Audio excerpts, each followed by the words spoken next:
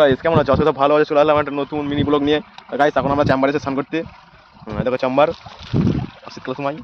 দেখো আমার সঙ্গে আছে একটা ভাই, এই পাশে একটা ভাই। তো স্নান করতে কিন্তু চেম্বারে খুব ভিড়, তার জন্য চলে এসেছে একদম ফাঁকা জায়গায়।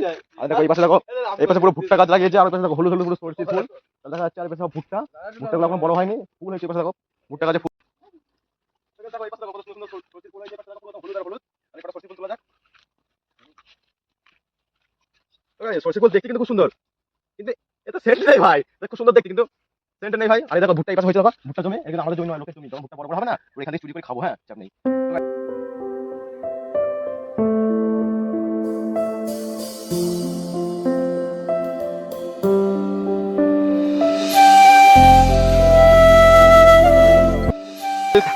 সরষে ফুটে চলে এসেছে, আর দেখো উপরে একটা ফুল গাছ, এটা হচ্ছে ছোট ছোট ফুল হয়েছে।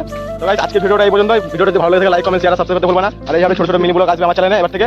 তো অনেকদিন পরে ভিডিও করছে, তাই মিনি ব্লগটা করে দেখলাম। আজ ভিডিওটা ভালো লাগে তাহলে লাইক কমেন্ট শেয়ার আর সাবস্ক্রাইব করতে ভুলবা না। তো বাই বাই, দেখা হচ্ছে পরের ভিডিওতে।